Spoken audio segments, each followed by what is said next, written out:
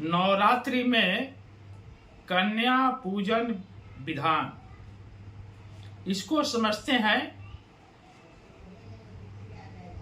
सभी लोग नवरात्रि का व्रत करने के बाद छोटी छोटी कन्याओं को खिलाते हैं, उनको जिमाते हैं, उसके बारे में समझने की कोशिश करते हैं।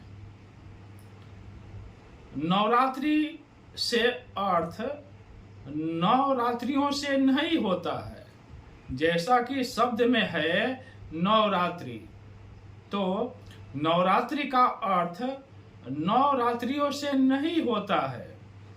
श्रीमद् देवी भागवत पुराण में नवरात्रि व्रत का उल्लेख मिलता है। नव शक्ति भी संयुक्तम नवरात तदुच्यते एकैव देव देवेशी नवधा प्रतिष्ठा, यानी नौ शक्तियों से संयुक्त होने से शक्ति उपासना का जो पर्व है वह नवरात्रि कहा जाता है। यानी जो 9 शक्तियां हैं उनकी जो उपासना है वह संयुक्त रूप से जब संयुक्त हो जाती हैं, 9 शक्तियां संयुक्त हो जाती हैं, तो उनके संयुक्त होने से शक्ति का जो उपासना है उस पर्व को नवरात्रि कहा जाता है। नवरात्रि वर्ष में 4 बार आते हैं, यानी नवरात्रि वर्ष में 4 बार आते हैं, 4 नवरात्रि होती है।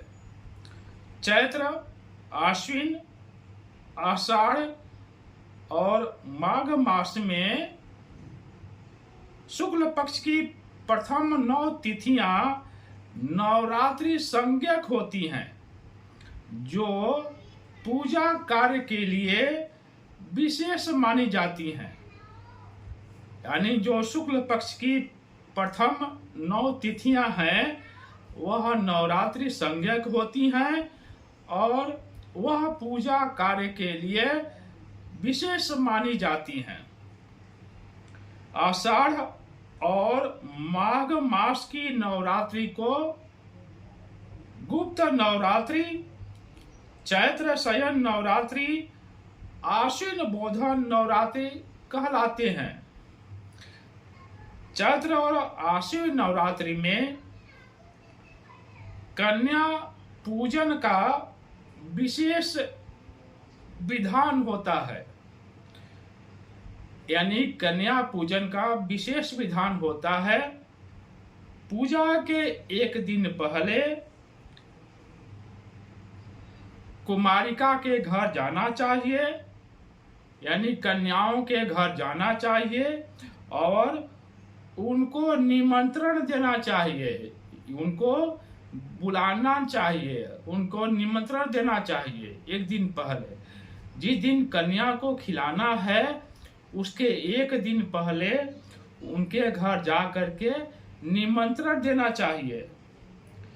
दूसरे दिन उनको बुलाना चाहिए और कन्याओं को आसन पर बैठाना चाहिए और आसन पर बैठा करके उनके चरण को प्रक्षालित करना चाहिए, उनके चरण को धोना चाहिए और देवी का आवाहन करनी चाहिए।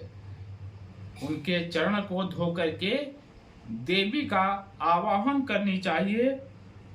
उसके बाद से पूजा करके कन्याओं को भोजन कराना चाहिए।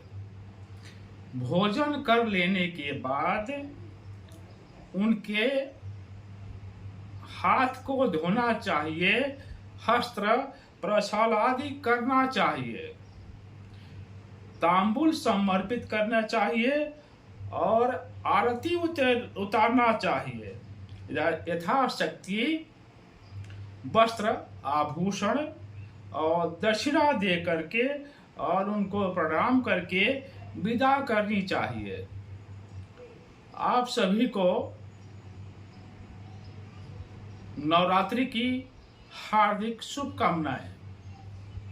अभी तक जो भी हमारे नए नए दर्शक इस चैनल से जुड़े रहे हैं और अभी तक यदि आप सब्सक्राइब नहीं किए हैं तो कृपया सब्सक्राइब कर दें।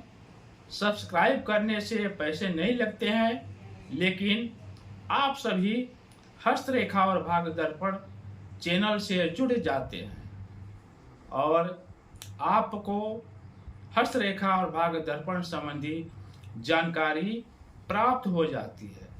यह चैनल आप सभी के लिए है, आप सभी सीखते हैं, यह ज्ञान आप सभी के लिए है। तो कृपया यदि सब्सक्राइब नहीं किए हैं तो सब्सक्राइब करें, लाइक करें और शेयर अवश्य करें। धन्यवाद।